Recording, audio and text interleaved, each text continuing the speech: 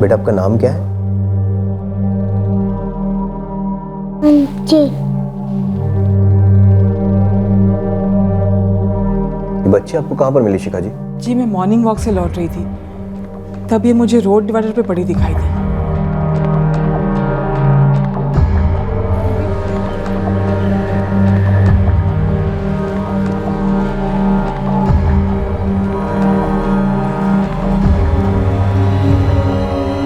मैं उसे तुरंत यहाँ ले आई सर।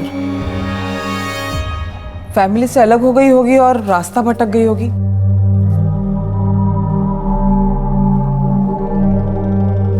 चितले, मरून नेल पॉलिश और हाथ पर टैटू देखा? जी सर, उस औरत ने भी बिल्कुल इसी तरह की मरून कलर की नेल पॉलिश लगा रखी थी और उसके हाथ का टैटू का स्टाइल भी ऐसा ही है।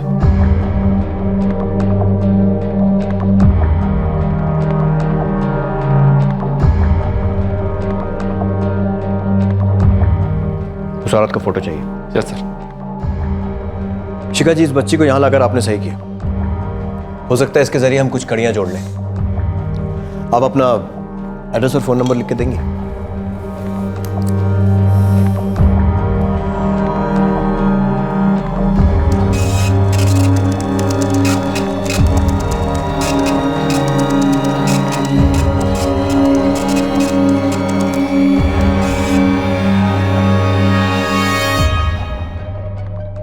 बेटा, इन्हें पहचानती हो?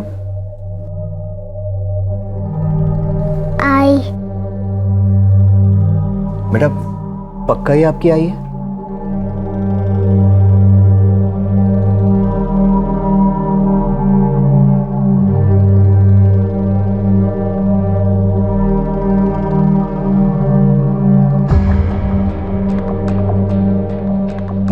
बेटा, आपकी आई के साथ कल कुछ हुआ था?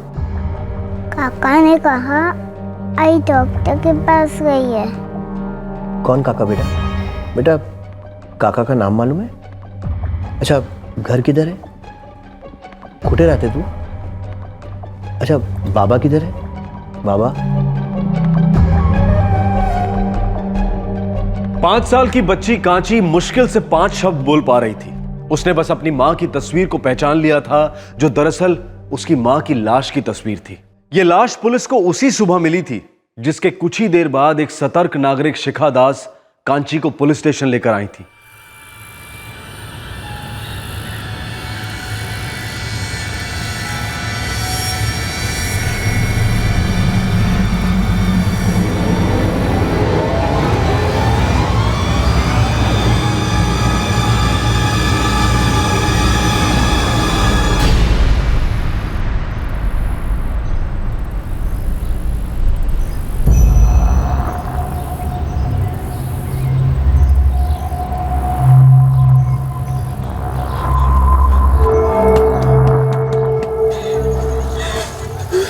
क्या भाई रूपा, भूत भूत देखा क्या सुबह सुबह?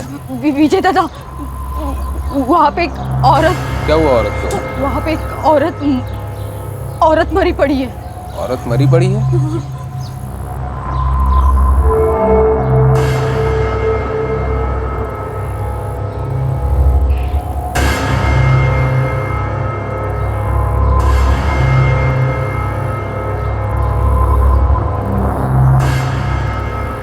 सर, लगता है ये औरत गहने पहनती थी, जो अब है नहीं इसके बदन पर। लगता है गला घोटा गया है। इसके हाथ पे नाम का टैटू भी है सर। देवकी संभाजी मोरे। नहीं साहब, ये यहाँ की नहीं है। अगर होती तो अपन लोग फटाक से पहचान लेते। हाथ पर नाम गुदा है, देवकी संभाजी मोरे। इसका नाम देवकी है और संभाजी शायद इसके पति या पिता का नाम होगा। या आसपास चाली में कोई संभाजी मोरे रहता है? संभाजी मोरे? नहीं साहब, इधर कोई संभाजी मोरे नहीं रहता। और ये भी बाहर की है। ज्योति, इस बच्चे के खाने पीने का देख लो। जब तक इसका घर नहीं मिल जाता, हमें इसकी देखभाल करनी होगी।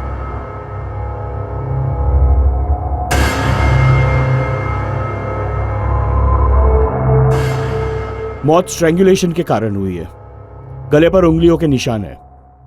उम्र? 30 साल के आसपास। कल रात 10 के आसपास। राइट। इत्तेफाक की बात है डॉक्टर, आज सुबह मॉर्निंग वॉक पर जाने वाली एक औरत को एक बच्ची मिली।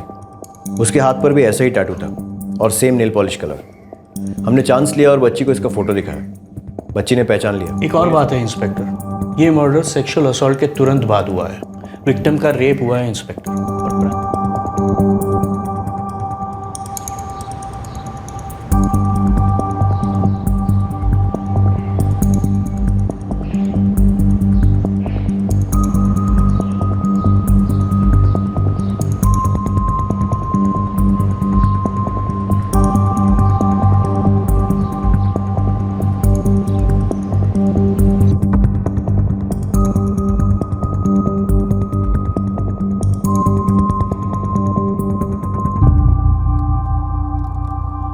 बेटा लो दूध पी लो।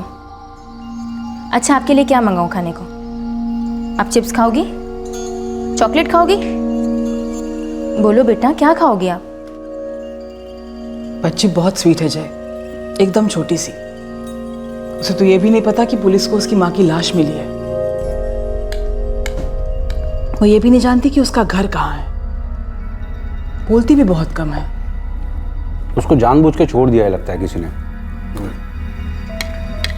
और शुक्र करो कि जिंदा छोड़ा है। कांची नाम है उसका।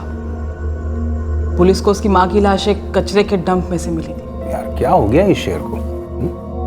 मतलब जब भी पेपर खोलो, न्यूज़ पढ़ो, हर दूसरे दिन किसी न किसी की लाश मिल रही है कहीं ना कहीं से। इस शहर के लोगों की इंसानियत खत्म हो गई है क्या? मुझे तो उस बच्चे की फिक्र हो रही है। सर हमने कांदीवली इलाके की सभी चौल्स और बस्तियों को स्कैन किया है, कुछ नहीं मिला है। हर पुलिस स्टेशन की हर मिसिंग कंप्लेंट को स्कैन किया पर वहां भी कुछ नहीं मिला। वैसे एडवर्टाइजमेंट और पोस्टर के ऑर्डर दे दिए हैं मैंने। ये कोई ब्लाइंड केस नहीं है चितले। हमारे पास विक्टिम का नाम है देवकी संभाजी मोरे। विक्टिम की बेटी हमारी कस्टडी में है। वैसे वो बच्ची कांची कैसी है अब? पहले जैसी है सर, एकदम चुपचाप। ज्योति और बाकी लेडी कांस्टेबल बारी बारी से उसकी देखभाल कर रही हैं। कांची, तेरे पापा क्या करते हैं? कुछ याद है तुझे? तुझे घर नहीं जाना? अच्छा चल तू मुझे बता, तेरे घर पे कौन कौन है? दादा दादी, भाई बहन? हाँ, तुझे कुछ याद नहीं है?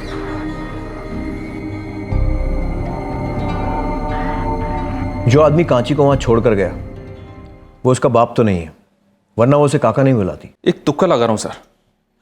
अगर हम आधार कार्ड के डेटाबेस को स्कैन करें तो, या फिर राशन कार्ड या फिर वोटर आईडी कार्ड्स। हाँ, नाम तो है हमारे पास, देवकी संभाजी मोरे। ये नाम कहीं ना कहीं तो रजिस्टर्ड होगा। देवकी मोरे स्कैन करो, संभाजी मोरे स्कैन करो, और सिर्फ मोरे भी स्कैन करो, कोई ना कोई लीड तो जरूर मिलेगी। हमें इस विक्टिम देवकी संभाजी मोरे के कातिल को ढूंढना है, और उसके रिश्तेदारों को भी, ताकि उसकी बेटी को अपने घर पहुंचाया जा सके, जो इस वक्त हमारी कस्टडी में बिना कुछ कहे भी बहुत कुछ कह रही है। क्या हुआ बेटा? जोर से फेंको बॉल, जोर से फेंको, फेंको। शाबाश, अब जाके लेके आओगी, ठीक है? जाओ, जल्दी से लेके आएगी, ठीक है?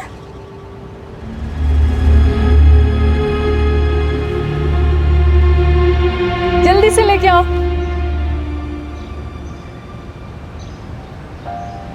ये क्या? सिर्फ 80,000?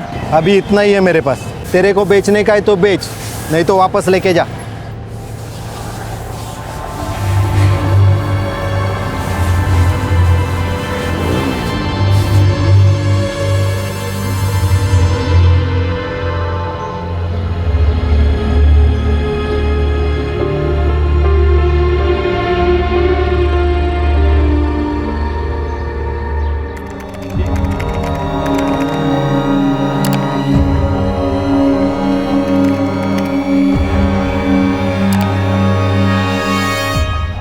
साहब, मुंबई म्यूनिसिपल एरिया में कम से कम 542 मोरे रजिस्टर है। उनमें कोई संभाजी मोरे या देवकी मोरे? 2 मिनट थांबा साहब।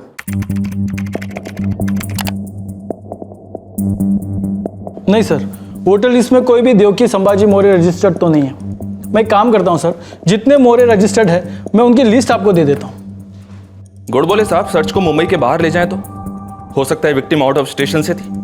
पुणे, सांगली, सतारा, नासिक ट्राई करें क्या? वैसे जरूरी नहीं बड़ा शहर ही हो, कोई छोटा गांव भी तो हो सकता है। मतलब ये है कि हमें पूरे महाराष्ट्र की लिस्ट निकालनी पड़ेगी। मुंबई में तो स्कैनिंग का काम चल रहा है, लेकिन साथ ही साथ हमें पूरे महाराष्ट्र की लिस्ट को स्कैन करना पड़ेगा। पॉइंट साहब, इसमें थोड़ा टाइम लगेगा। लेकिन जितना जल्दी हो सके उतना जल्दी कीजिए गुड़ बोले साहब। इस औरत के बारे में हमें पता लगाना ही है।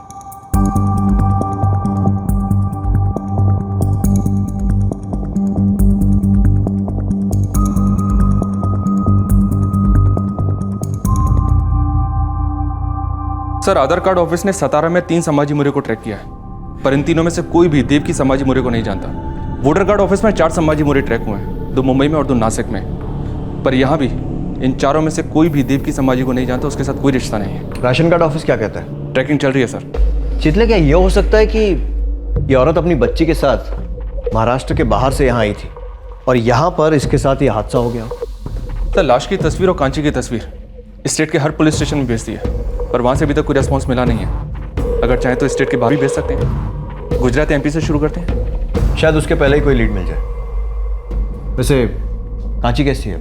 अच्छी है सर। चाइल्ड केयर कमेटी फिलहाल उसकी अच्छी देखभाल कर रही है सर। वो औरत शिखा दास जो कांची को हमारे पास लाई थी? जी हाँ सर, उसने कांची का हालचाल पूछने के लिए यहाँ 2-4 बार फोन किया है। शायद वो उसको देखने गई है आज।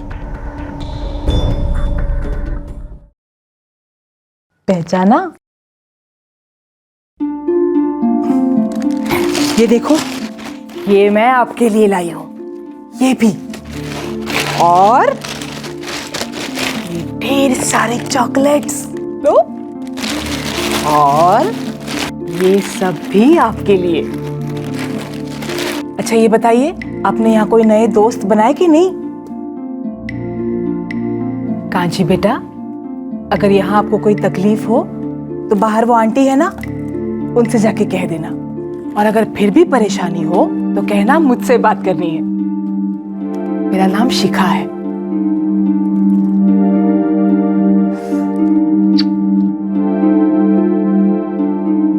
जुबान से एक शब्द नहीं निकलता इसकी, लेकिन आंखें कितनी सारी अनकही बातें कह जाती हैं। उसकी माँ का कत्ल हुआ है ना? जी, और हो सकता है कि कांची ने कुछ देख लिया हो, शौक में हो।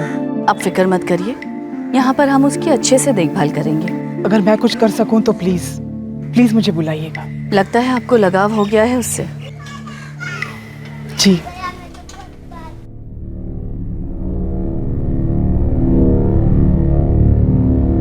जी नहीं, ये बच्चे हमारी आंगनवाड़ी की नहीं है।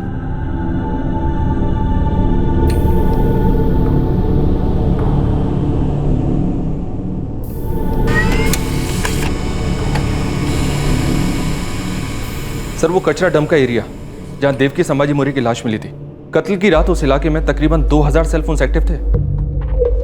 अगर देवकी ने उस रात को अपना फोन यूज किया होगा तो उसका नंबर उन 2000 नंबर्स में होगा। और अगर कांची का वो काका, जो शायद देवकी का कातिल भी है, उसने अपना नंबर यूज किया होगा तो उसका नंबर भी उस एरिया में रात को एक्टिव रहा होगा। लेकिन सर, 2000 नंबर्स में से ये 2 नंबर कैसे निकालेंगे? सभी 2000 नंबर स्कैन करते। जानता हूं बहुत मेहनत का काम है, लेकिन इस वक्त हमारे पास यही एक रास्ता है। निकाल लेंगे सर।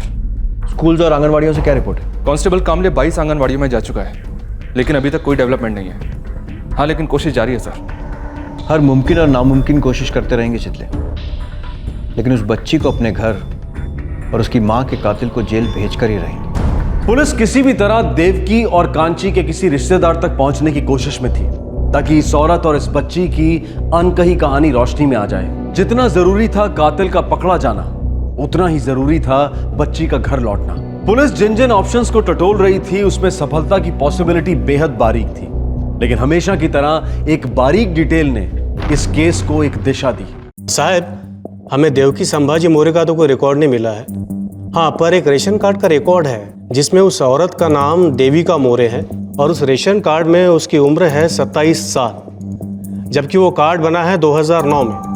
मतलब अभी उसकी उम्र होगी लगभग 32 साल, जो कि आपकी विक्टिम की उम्र से मैच करती। और साहब, देवकी और देविका नाम में भी बहुत ज़्यादा फर्क नहीं है, क्योंकि कभी कभार स्पेलिंग मिस्टेक हो जाती, तो यहाँ एक चांस है। हम चांस लेंगे। एड्रेस दो।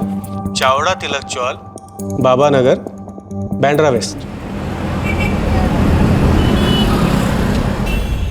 चिटले, उम्मीद करते हैं कि वही देवकी मोरे हो जिसके परिवार को हम तलाश रहे हैं। जी हाँ सर, वैसे भी हमने अभी तक 150 के ऊपर मौर्य परिवारों को कांटेक्ट किया है, पर इनमें से कोई भी देवकी संभाजी मौर्य को नहीं जानता। देविका? जी नहीं, मैं किसी देविका मौर्य को नहीं जानती साहिब। मेरे को इस चाली में रहते 4 साल हो गया है। देवकी मौर्य?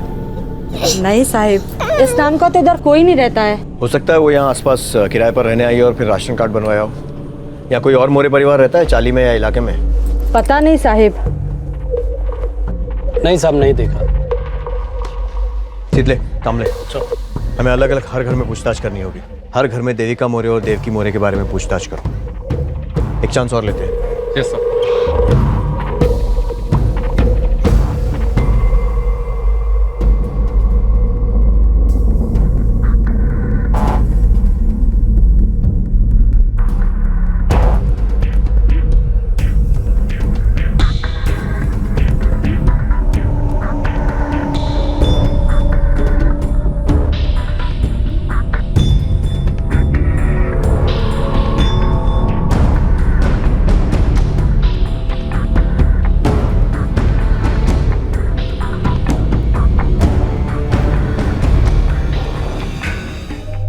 मुंबई की भीड़ में एक देविका मौर्य को तलाशा जा रहा था। राशन कार्ड में नाम था देविका मौर्य और पुलिस ढूंढ रही थी देवकी मौर्य को।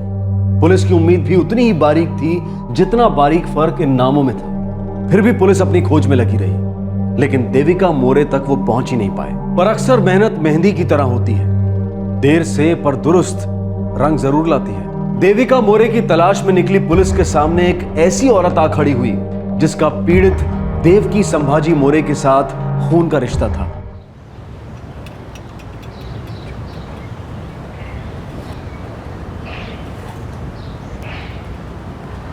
ओ आजी, यहाँ पर कोई देविका मौर्य रहती है क्या?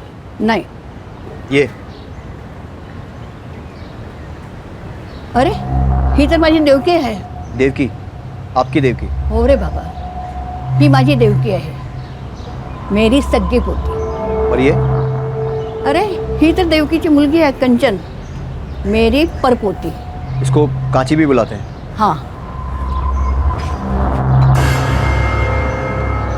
चितले, सर्च कॉल ऑफ कर दो। हाँ, मुझे देवकी की दादी मिल गई। ऐसी कैसी फोटो है? ये सोई हुई तो नहीं लग रही ना? जी नहीं, सोई नहीं है, मर चुकी। 4 दिन पहले हमें इनकी लाश मिली और तब से हम इनके किसी रिश्तेदार को ढूंढ रहे थे, और आज आप हमें मिली हैं। काय झालं है? आपके साथ रहती थी? नहीं, आखिरी बार मैं उससे 2 साल पहले मिली थी। उसका घर कहाँ है? मुझे नहीं मालूम, शायद मेरी बहू कविता को मालूम होगा। आप अपनी पोती और बहू के ज़्यादा नज़दीक नहीं थी? नहीं, मेरा बेटा आलोक मेरी बहू कविता से अलग हो गया था। फिर कविता ने दूसरी शादी कर ली, किसी मुस्लिम के साथ की, क्या गुलाम अली या ऐसे कुछ नाम था। देवकी ने भी शादी कर ली, तलाक भी ले लिया। फिर उसने संभाजी मौर्य से शादी की। मैं उसके पति को कभी नहीं मिली। और आपका बेटा आलोक, वो कहाँ है? पूना गया है किसी काम से। और देवकी की माँ कविता, वो अंधेरी इसमें ख्वाजा नगर में रहती है। आपके पास कविता का नंबर है? जो बहू सास से 16 साल पहले अलग हो गई हो, उस बहू का नंबर होगा सास के पास। ठीक है, अपने बेटे आलोक का नंबर दीजिए।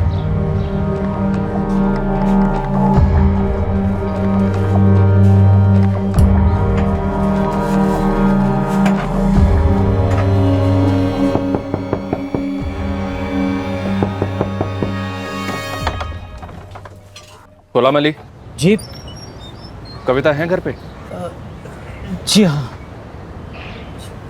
क्या हुआ साहिब? ये आपकी बेटी है, देवकी संभाजी मौर्य।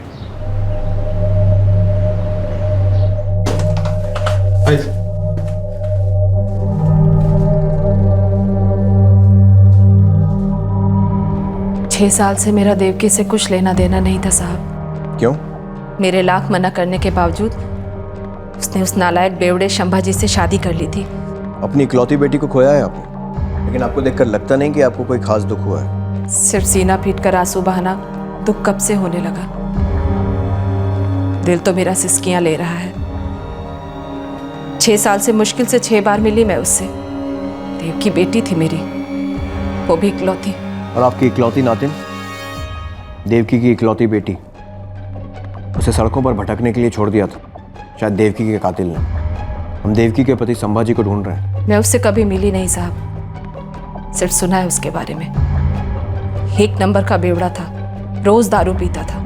मेरी बेटी की असली मौत तो उससे शादी करके ही हो गई थी। उसे मिलेगा कहाँ ये संभाजी मोरे? कहाँ मिलेगा ये तो मालिक जाने साहब, पर मेरी बेटी यही अंधेरी ईस्ट में विधि चौल में रहती थी। देवकी का कोई फोन नंबर था? हाँ है। आइए सर, बस थोड़ा ही आगे सर। साहब ये संभाजी बेवड़े का घर।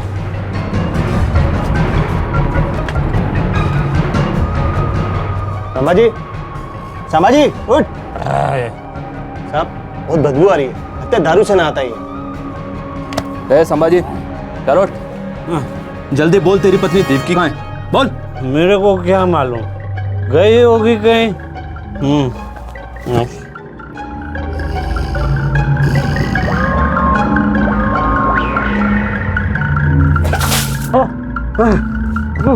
क्या हुआ?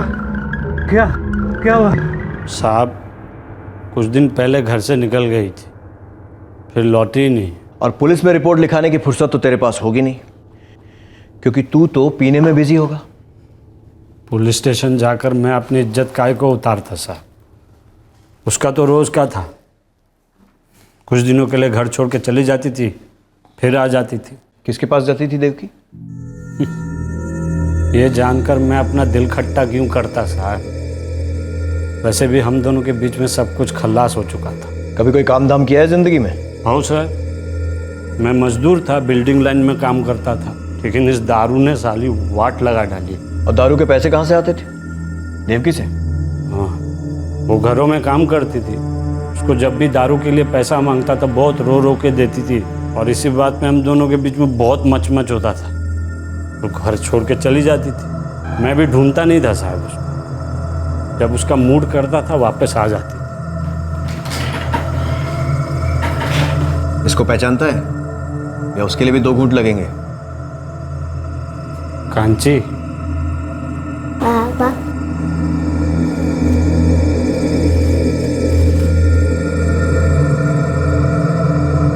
सर, मोहल्ले में सभी लोग संभाजी को गाली देते हैं। लोग बता रहे थे देवकी परेशान हो गई थी, रोज दारू के लिए पैसे मांगता है, दिन रात पिए रहता है। सर मुझे नहीं लगता संभाजी का इसमें कोई हाथ है। खुद ठीक से खड़ा नहीं हो पाता नशे में, वो किसी की जान क्या लेगा? चितले, हमने देवकी के सारे रिश्तेदारों को ट्रेस किया है। उसकी माँ, उसकी दादी, उसका पति संभाजी, सिर्फ उसके बाप आलोक से मिलना बाकी है। कल आ रहा है पुणे से। इतने सारे लोग ट्रेस हुए हैं, लेकिन किसी का भी देवकी के कत्ल से कोई कनेक्शन नहीं दिख रहा है। जी हाँ सर, अभी तक तो नहीं। मुझे लगता है कि हमें उन सभी के कॉल रिकॉर्ड्स निकलवाने चाहिए। वैसे भी हमारे पास उस रात के सारे फ़ोन नंबर्स हैं जो उस कचरा डंप के एरिया में थे। करेक्ट। देवकी के सारे रिश्तेदारों के कॉल रिकॉर्ड्स निकलवाओ और देवकी की बॉडी संभाजी को सौंप दो क्रियाकर्म के लिए। और कांची सर? कांची को भी। संभाजी बाप है उसका।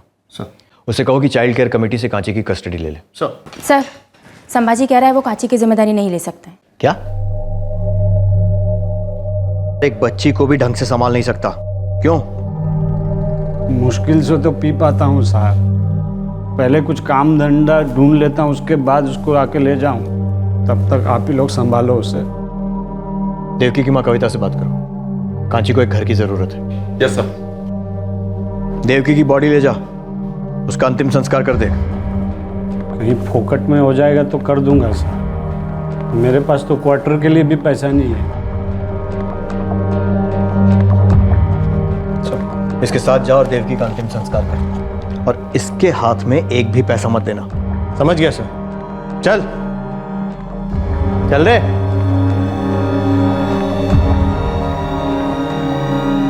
कविता जी, सगी नाते ने आपकी बच्ची को एक घर और प्यार की जरूरत है।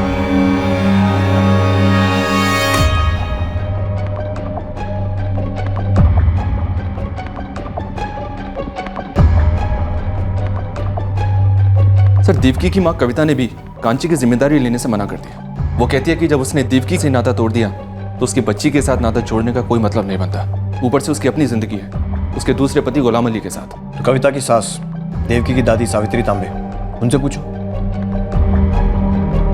पूछा है सर, वो कहती है कि वो बहुत बूढ़ी हो चुकी है, इतनी छोटी बच्ची की जिम्मेदारी वो नहीं संभाल पाएगी।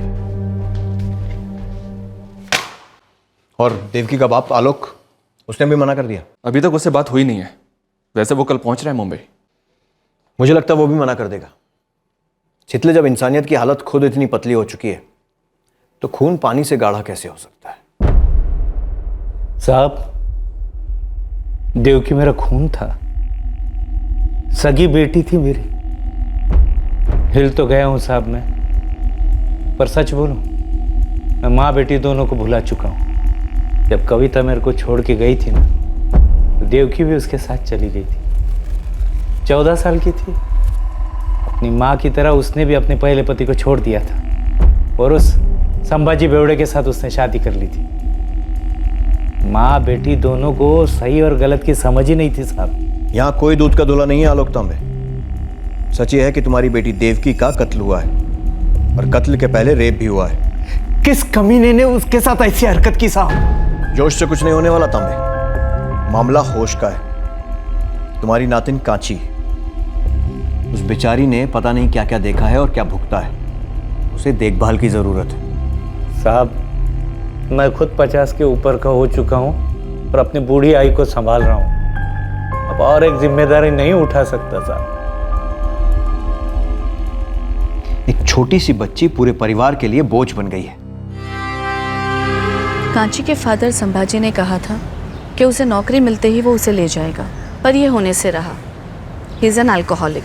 और बाकी की फैमिली? उसके नाना नानी ने भी हाथ खड़े कर दिए और दूसरा कोई नहीं फैमिली में। तो फिर कांची यही रहेगी। आखिरकार देवकी संभाजी मोरे के परिवार वालों का पता चल गया था और किसी अपने के हाथों उसकी लाश का अंतिम संस्कार हुआ था। लेकिन उसकी 5 साल की बेटी कांची अभी तक बेघर थी और सबसे बड़ा सवाल था कि देवकी का कातिल कौन था और उसका कत्ल क्यों हुआ।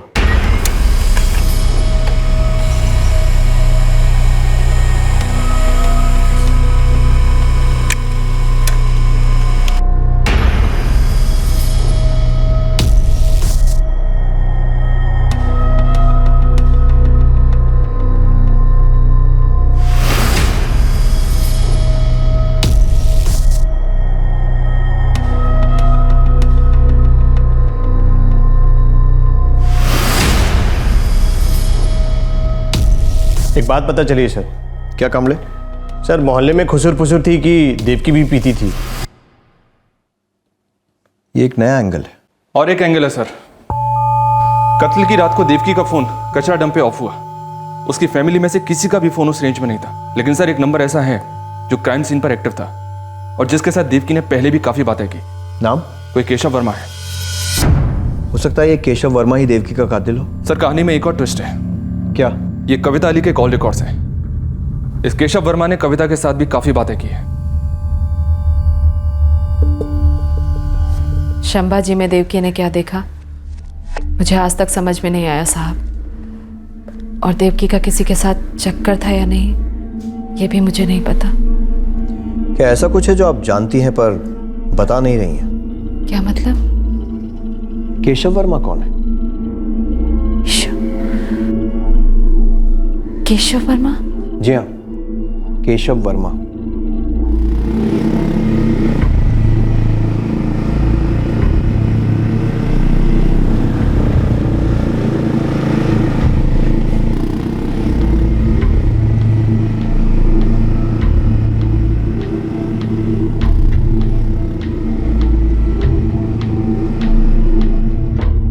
केशव तो रिक्शा चलाता है। देवकी को कैसे जानता था? मुझे नहीं पता। वो कभी कभी देवकी मुझसे आते जाते टकरा जाती थी। एक बार तो मैंने केशव से उसकी पहचान भी कराई थी।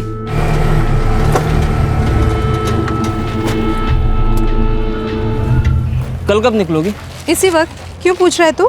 कल भी तो आऊँगा लेने। रोज आएगा मुझे लेने, पागल कहीं का।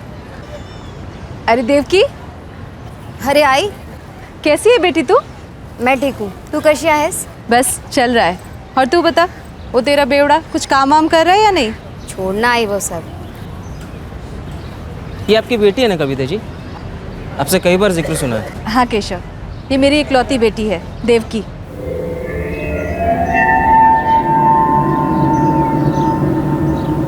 बस एक बार मिलवाया था उन दोनों को। पर उस एक बार के बाद दोनों बार बार बात करते रहे फोन पर, मिले भी जरूर होंगे।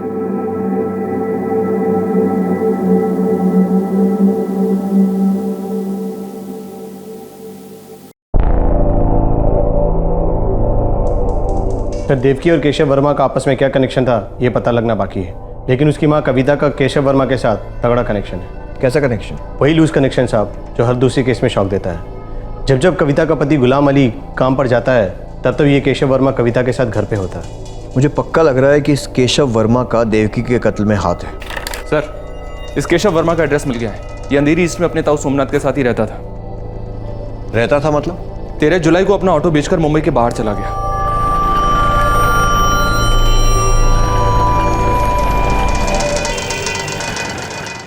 10 जुलाई को देवकी का कत्ल हुआ और 13 जुलाई को केशव मुंबई से फरार हो गया। मुझे भी बड़ा अजीब लगा साहब। भला कोई अपना अच्छा खासा चलता हुआ धंधा छोड़कर मुंबई से वापस गांव लौटा है, वो भी अचानक।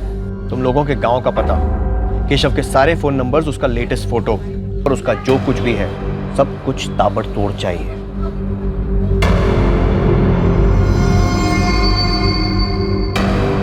नाम केशव बलराम वर्मा है।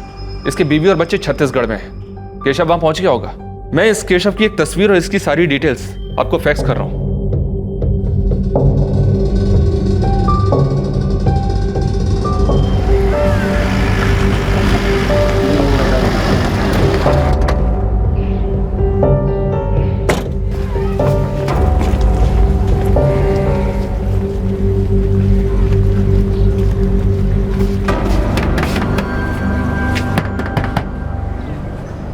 हाँ सर, बच्ची ने पहचाना इसे। यही है वो काका जिसने काची को कहा था कि उसकी आई डॉक्टर के पास गई है। मतलब हम लोग सही ट्रैक पर हैं और केशव वर्मा की गिरफ्तारी ही इस केस को क्लोज करवाएगी। ये केशव की पत्नी बोल रही है कि केशव आया तो था लेकिन अभी अपनी बहन के घर गया है। और केशव की बहन रहती कहाँ है? रायपुर में। केशव के ताऊ सोमनाथ को बुलाओ। सर। हाँ साहब, मुझे मालूम है केशव की बहन पूजा रायपुर में कहाँ रहती है। उस सब के लिए हमारे पास टाइम नहीं है वर्मा जी। आप अभी के अभी पूजा को फोन लगाइए और हमें केशव दिलाइए। साहब एक बार बताइए तो जरा, केशव ने किया क्या है? मैं वैसे ही परेशान हूँ कि उसने मुंबई क्यों छोड़ा। उसने मुंबई नहीं छोड़ा है वर्मा जी, इंसानियत को छोड़ दिया है। आपके भतीजे ने एक औरत का कत्ल किया और उसकी छोटी सी मासूम बच्ची को सड़क पर भटकने के लिए छोड़ दिया। अब आप अभी के अभी पूजा को फोन लगाएंगे और जैसा मैं कहता हूं वैसा ही उससे कहेंगे।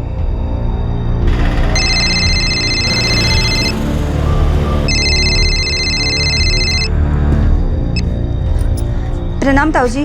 खुश रहो पूजा बेटी। केशव वहां आया है क्या? जी ताऊ जी, 3 दिन पहले ही आया है। बेटी, केशव ने कुछ बताया उसने क्या किया है? जी ताऊ जी, उसने बताया है कि उसके हाथों कोई मर गया है और ये सब उससे घबराहट में हुआ है। ताऊ जी उसे मदद चाहिए, उसकी हालत बहुत खस्ता है। पूजा, यहाँ की पुलिस मुझे थाने ले आई है। कह रहे हैं कि जो कत्ल केशव ने किया है वो मेरे सर थोप देंगी। बेटे, केशव से कहो वो तुरंत यहाँ आके अपने आप को पुलिस के हवाले कर दे। जब तक उन्हें केशव नहीं मिलता है वो मुझे यही रखेंगे। केशव अगर वहाँ है तो उससे मेरी बात कराओ। ताऊ जी फिलहाल तो केशव घर पर नहीं है, पर जैसे ही वो आएगा मैं उससे कहूँगी कि वो आपको फ़ोन कर ले। जी प्रणाम ताऊ जी। रायपुर पुलिस को इन्फॉर्म करो, केशव कहीं बाहर नहीं गया होगा, घर में ही चुप कर बैठा होगा। Yes sir. साहब, क्या आप सचमुच मुझे यही रखेंगे? जी हाँ सोमनाथ जी, जब तक कातिल नहीं पकड़ा जाता हम लोग कोई चांस नहीं ले सकते। मुझसे बहुत बड़ी गलती हो गई पूजा, और ये सब उस गोपाल की वजह से हुआ है। गोपाल को तू जानती है ना, मेरा दोस्त। केशव, माँ बाबा के जाने के बाद ताऊ जी ही हमारे लिए सब कुछ रहे हैं। उन्होंने हमारे लिए कितना कुछ किया है। मुंबई में तुम्हें संभाला, मेरी शादी भी उन्होंने ही करवाई, और वो आज हमारी वजह से मुसीबत में है। नहीं केशव, तुम आज ही मुंबई चले जाओ और अपने आप को पुलिस के हवाले कर दो। खुद को बचाने के लिए मैं मुंबई से यहाँ भाग आया। मुझे लगा तुम मेरी मदद करोगी। मैं तुम्हारी मदद ज़रूर करती, पर अब मामला बहुत उलझ गया है केशव। और वैसे भी गलती तुमने की है तो सज़ा भी तुम्हें ही मिलनी चाहिए। इसमें ताऊ जी का क्या कसूर है? केशव, तुम जितना भागोगे सजा भी उतनी ही ज्यादा होगी। केशव वर्मा ने रायपुर पुलिस के सामने अपने आप को सरेंडर किया और वहां से उसे मुंबई पुलिस के हवाले किया गया। उसका दोस्त और इस जुर्म में भागीदार गोपाल वर्मा भी गिरफ्तार किया गया, उसी चौल से जिसके पास देवकी की लाश पाई गई। अब एक ही सवाल गूंज रहा था कि दोनों ने देवकी संभाजी मोरे का कत्ल क्यों किया। ये गोपाल वर्मा है, इसने कुछ किया है बोल रहे हैं। अरे उस दिन हमें लाश मिली थी ना वहाँ। अरे बाप रे, ये उसने किया है? हाँ, इस गोपाल ने अपने दोस्त के साथ मिलके उस औरत का मर्डर करके कचरे में फेंक दिया, ऐसा बोल रहे हैं सब लोग। बाप रे, इतने दिन एक खून ही रह रहा था हमारे बीच।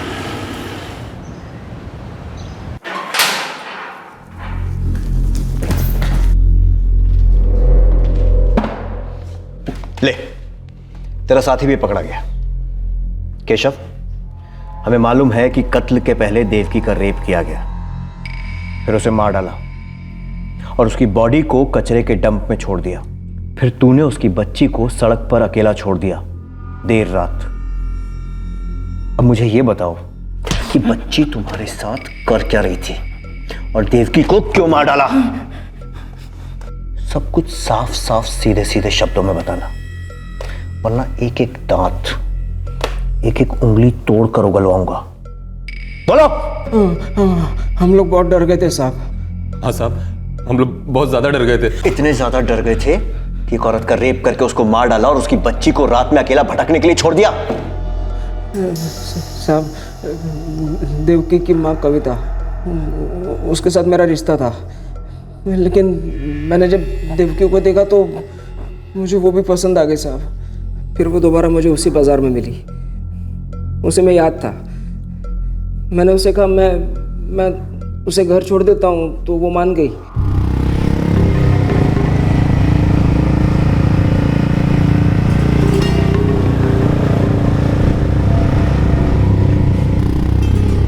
फिर हम मिलने लगे और उसने बताया कि उसके शराबी पति के साथ उसकी ज़िंदगी कितनी बर्बाद हो गई है।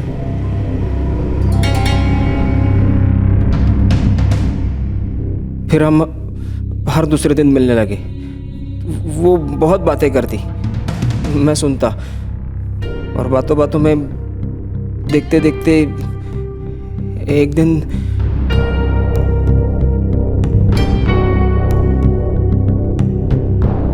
दिन हम एक हो गए साहब। हमारे बीच संबंध बन गए और फिर उसके बाद हर रोज मिलने लगे। और कविता के साथ? माँ बेटी दोनों के साथ चल रहा था साहब। देवकी ना तो कोई मांग करती, ना तो कोई सवाल पूछती, बस दो घूंट मारे फिर ऐशी ऐश।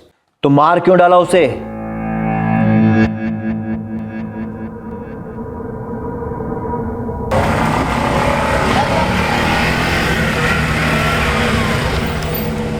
देवकी और मैं जहाँ जगह खाली मिली वहीं शुरू हो जाते थे।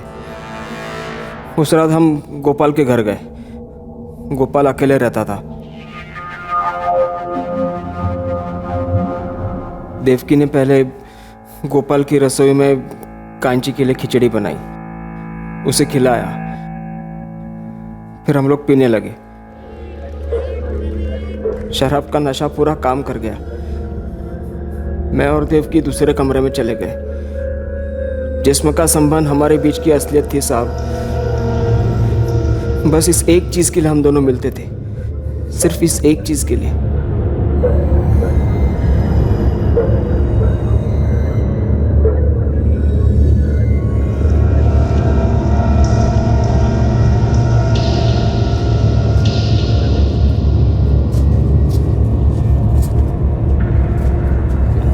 केशव, अगर तुझे एतराज ना हो तो मैं भी अंदर वाली शराब थोड़ा सा पी लूँ। बहुत दिनों से नहीं है कि यार मन कर रहा है, जाने देना।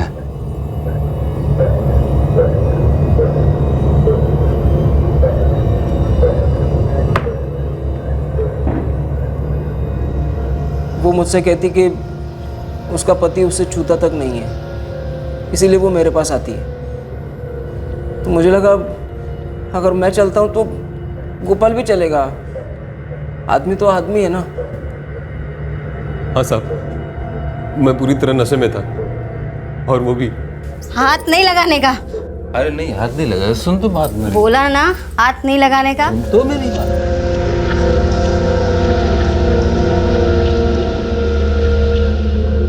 गोपाल, तूने उसका रेप किया? गोपाल वर्मा, तूने देवकी मोरे का रेप किया?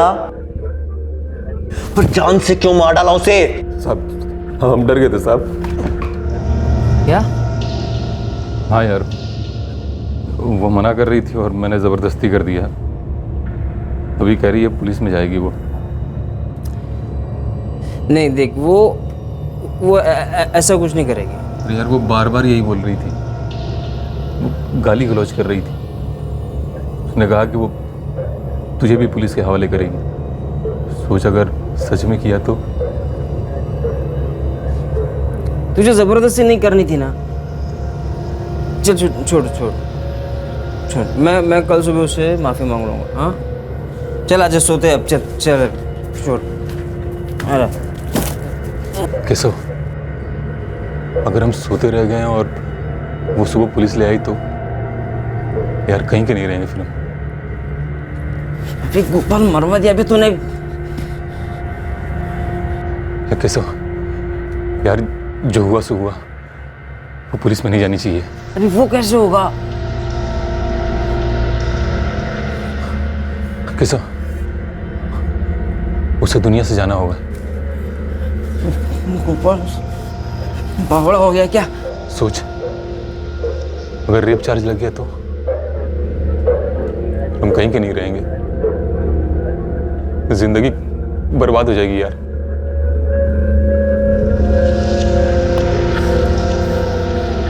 अबे गोपाल, ये क्या कर दिया बे? सबको पता चलेगा, बदनामी होगी, जेल होगी, केशव जिंदगी खत्म हो जाएगी यार।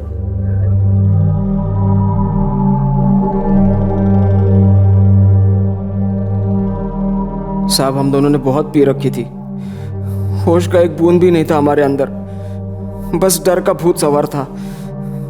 मार डाला हमने देवकी को। केशव यार, वो बच्ची दिमाग खराब कर रही मेरा। सोचा क्या करेगा उसका? मैं उसे कहीं लेके जाऊंगा। कहाँ? मालूम नहीं।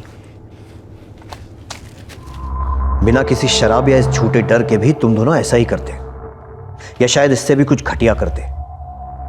तुम दोनों के खून में शराब का नशा नहीं है, बल्कि हैवानियत का जहर है। बहुत बुरा भुगतोगे दोनों।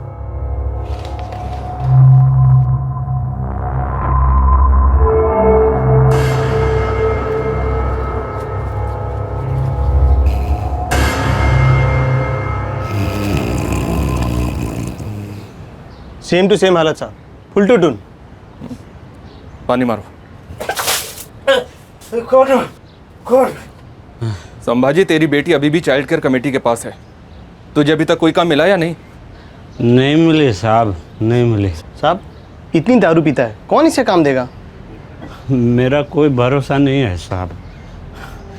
काम मिला, बच्ची को घर पे ले आया, हफ्ते भर बाद नौकरी चली गई तो साहब मैं आपके आगे हाथ जोड़ता हूँ साहब, बेटी की जिम्मेदारी मुझ पर मत डालो साहब।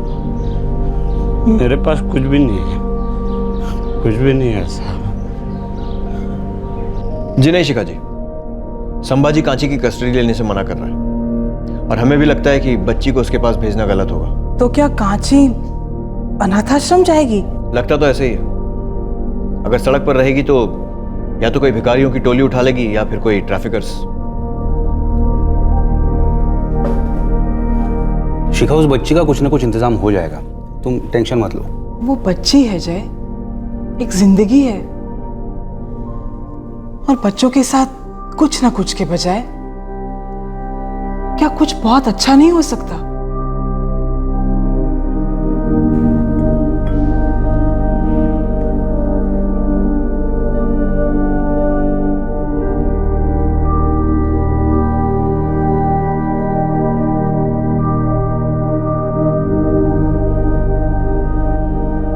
सुषमा जी, हमारी अपनी बेटी यूके में पोस्ट ग्रेजुएशन कर रही है, और हमारी फाइनेंशियल हालत भी अच्छी है। हाँ मतलब अच्छा खासा कमा लेते हैं हम लोग, वेल ऑफ हैं। देखिए शिखा जी, जय जी, आप लोगों ने जो सुझाव दिया है वो बहुत अच्छा है, लेकिन क्या?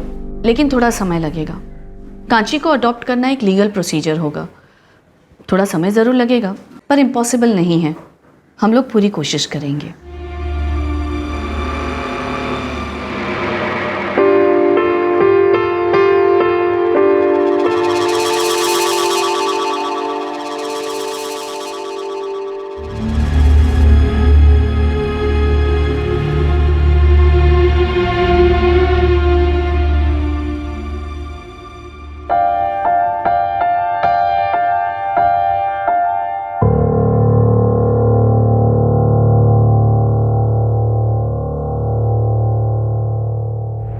जयप्रकाश और शिखा दास इस वक्त लीगल प्रोसीजर फॉलो कर रहे हैं ताकि वो 5 वर्षीय कांची को अपना नाम दे सकें, एक घर दे सकें, एक नई जिंदगी दे सकें। फिर एक बार साबित हुआ है कि इन बेरहम बड़े शहरों में इंसानियत और ममता अब भी जिंदा है। केशव वर्मा और उसके दोस्त गोपाल वर्मा पर आईपीसी की धारा 302 के तहत मर्डर के लिए, 201 के तहत सबूत मिटाने के लिए और धारा 34 के तहत कॉमन इंटेंशन के चार्जेस लगाए गए हैं।